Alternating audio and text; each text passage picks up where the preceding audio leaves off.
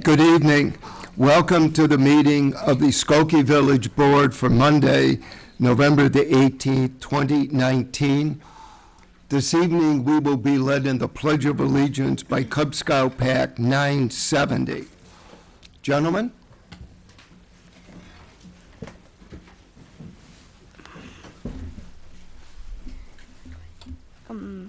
Color guard, attention.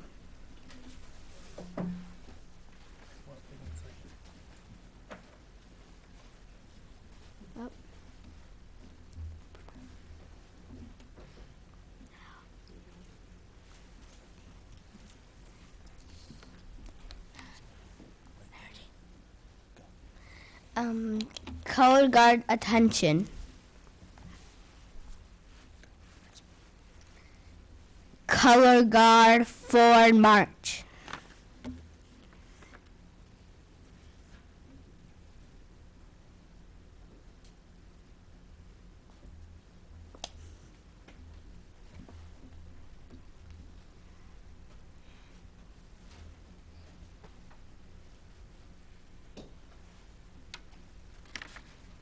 Color guard, post colors.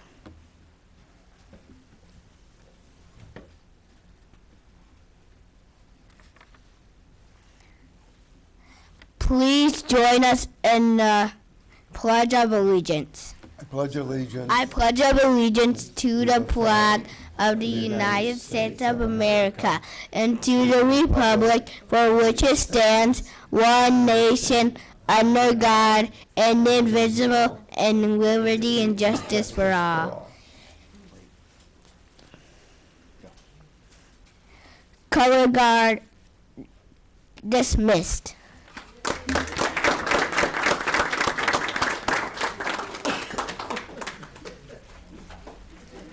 Thank you. Great job. The meeting will come to order, and the clerk will please call the roll. Trustee Roberts. Here. Trustee Sutker. Here. Trustee Eldridge. Here. Trustee Bromberg. Here. Trustee Klein. Here. Trustee Gray Keeler. Here. Mayor Van Dusen. Here, we have a quorum. Next item on the agenda is approval of the consent agenda for the evening's meeting. A motion is in order. Trustee Klein, seconded by Trustee Gray Keeler. Is there anything on the consent agenda anybody would like to have removed? If not, call the roll, please. Trustee Roberts. Aye. Trustee Sutker. Aye. Trustee Eldridge. Aye. Trustee Bromberg. Aye. Trustee Klein. Aye. Trustee Gray Keeler. Aye. Mayor Van Dusen. Aye, the motion passes. Next item on the agenda is report of our village manager, John Lockerbie. Thank you, Mayor Van Dusen, and good evening.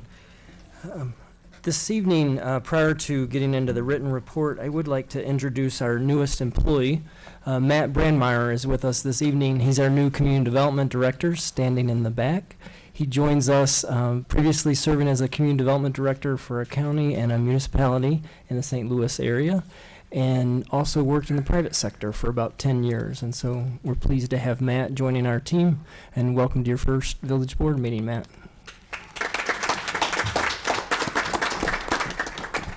And it's not a requirement to wear a Cardinals jersey to Village Board meeting. You and Roberts can commiserate on that subject if you like. Roberts likes to require a Cardinals uniform.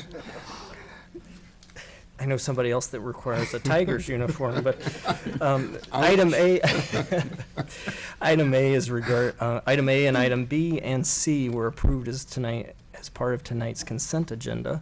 Item D is regarding a request for executive session. Pursuant to Section 2, Paragraph C11 of the State of Illinois Open Meetings Act, a closed session is requested and to adjourn therefrom.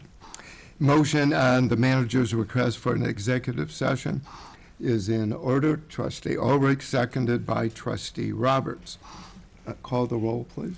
Trustee Roberts. Aye. Trustee Sutker. Aye. Trustee Eldridge. Aye. Trustee Bromberg. Aye. Trustee Klein. Aye. Trustee Gray Keeler. Aye. Mayor Van Dusen. Aye, the motion passes. That completes my report this evening. Thank you. Next item is report of our Corporation Counsel this evening. Barbara Mangler. Thank you, Mayor. Good evening, everyone. We have one item on the Corporation Council's agenda.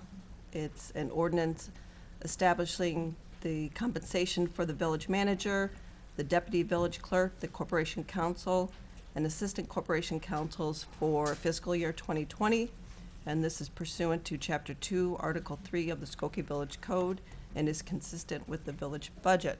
This is on first reading and will be back on the agenda December 2nd for second reading and adoption.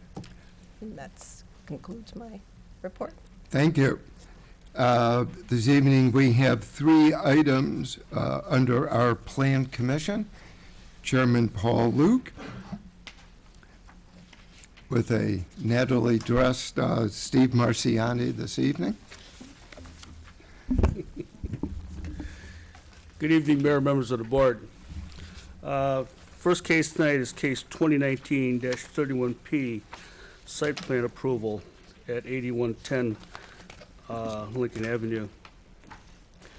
At the October 17th meeting of the Plan Commission, we reviewed a request for a planned development in the CX Core mixed-use zoning district that includes a 4-story multi-use building with 2,268 square feet of commercial space, 18 upper-story residential units, covered parking, and stormwater detention, as well as relief from Chapter 118-184A to allow a side yard setback less than 6 feet but more than 0 feet from the north and south lot lines.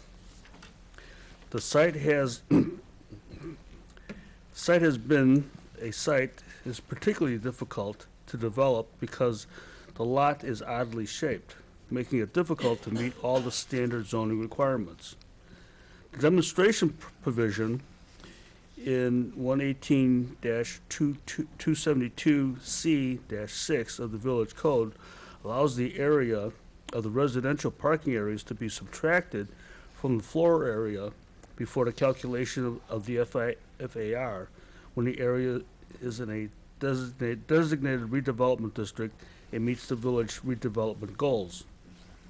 The provision reduces the area of the first floor by 5,100 square feet so that the FAR requirement is met. There are 19 vehicle parking spaces provided, 18 residential parking spaces, and 5 guest spaces are required. The 4-space difference will be accommodated through a $60,000 contribution to the downtown parking fund. Additional contributions to the parking fund may be necessary depending on the commercial occupancy. Ample on-street parking on Lincoln Avenue is available to short-term customers, with longer-term parking available to in the village parking lots close by. Discussion for the commissioners about the case included whether the units were intended to be owned or rented, potential occupancy of the commercial spaces, maintenance of the commercial storefront character of the street, which qualifies the development as a demonstration project, and traffic circulation. Legal notice was properly advertised and posted. Questions from the neighbors included the justification for no vehicle access onto Lincoln Avenue, pedestrian safety and vehicle capacity in the alley adjacent to the site, whether a traffic study had been completed, building height, stormwater runoff, setbacks from adjacent buildings, construction staging, traffic speed on Floral Avenue. Staff updated the neighbors on the street and utility improvements in the area and the construction status of nearby projects, and noted that an analysis done to examine traffic patterns from the 8000 North building going north and out to Oakland Street. It was determined that only a small amount of traffic will use Floral Avenue and most will go on to Oakland. The Appearance Commission approved the building facades in case 2019-001A at their February 13th meeting. Plan Commission recommends by a vote of 8 ayes and no nays, with 1 commissioner absent, that the petitioner's request be granted. A motion to concur with the Plan Commission site plan approval for 2019-31P is in order. Trustee Roberts, seconded by Trustee Ulrich.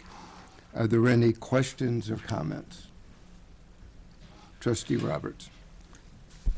Paul and Steve, could you go back to, or do you have a diagram? Can you kind of show us the traffic flow of in and out, and maybe explain a little bit more about why the decisions were made to, I think I understand them, but why was traffic diverted not onto Lincoln or entry and exit, but it's through the back of the building, is that right?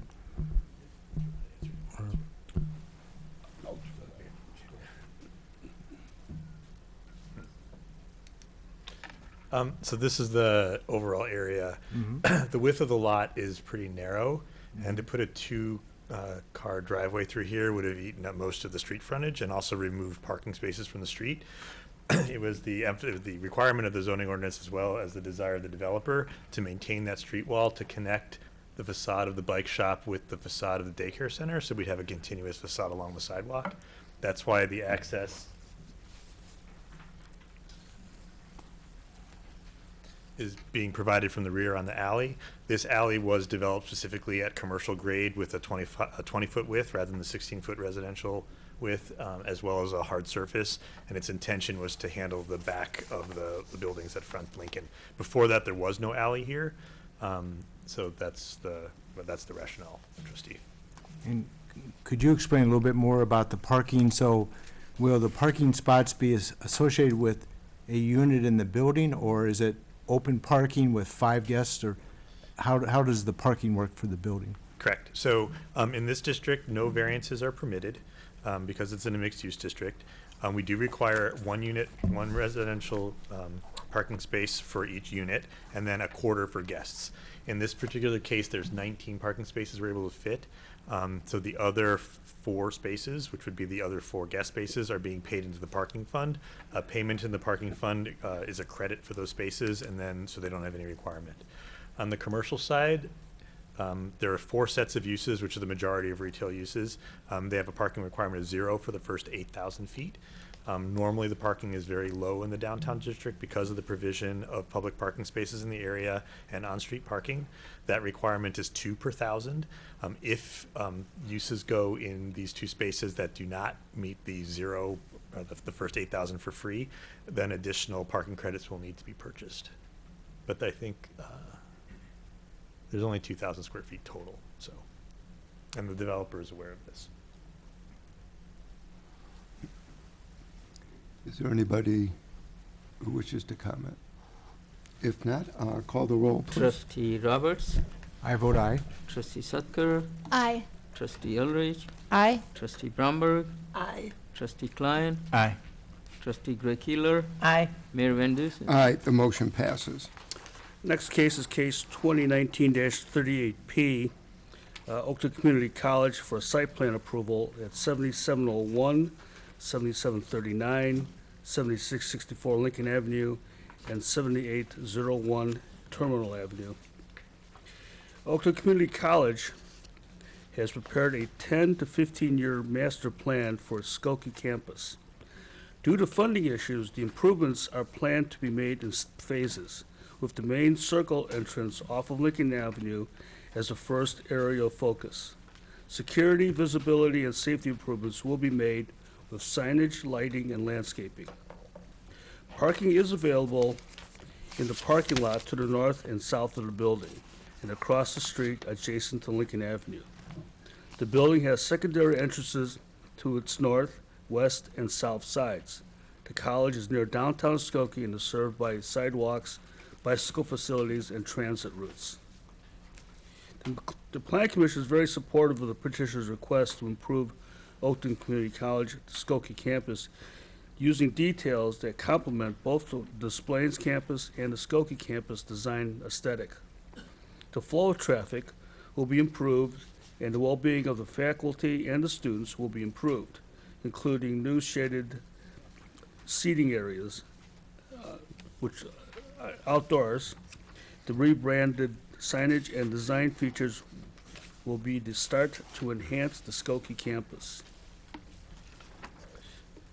The primary focus of the request are feature 1, the main entrance, feature 10, turf conversion as applies to south driveway entrance. Both involve signs that were approved by the Appearance Commission at the September meeting, but require relief from the sign code. The proposed ground sign is 114 square feet per sign face, including concrete and metal features, exceeding the maximum allowed 35 square feet per sign. Therefore, relief from Chapter 18-27D2 is required. The canopy sign lettering will project above the physical dimensions of the canopy. Therefore, relief from Chapter 82-22B1 is required. Other existing exterior signs may or may not comply with the sign code. Should any of them be damaged or replaced in the future, they shall comply with the code. A full site plan review will be necessary in the future via the full Plan Commission review process. Comments for the planned future master plan phases are included in the attached report. Items that should be addressed as part of this request include, number 1, remove the wheel stops that are currently stored in the triangular portion of the public alley to the west of the parking lot on the west side of Lincoln Avenue, which is 7664 Lincoln. Number 2, remove and replace existing faded overnight parking signs in the parking lot west of Lincoln Avenue. Faded no overnight parking sign. Number 3, remount, replace all shifted, missing concrete wheel stops along the east side of the parking lot west of Lincoln Avenue.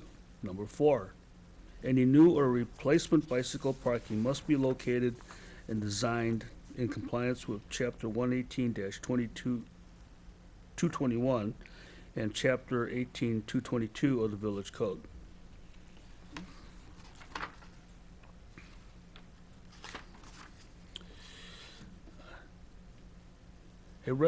Interested parties.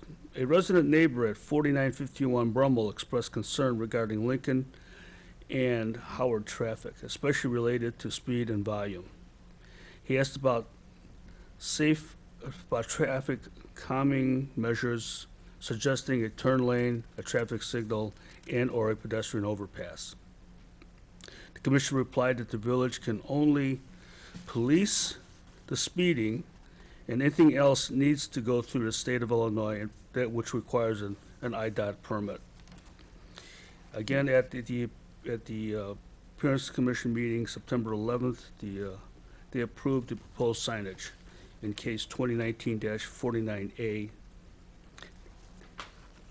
It is therefore recommended that on a vote of 8 ayes and 1 member absent, that the petitioner's request be granted.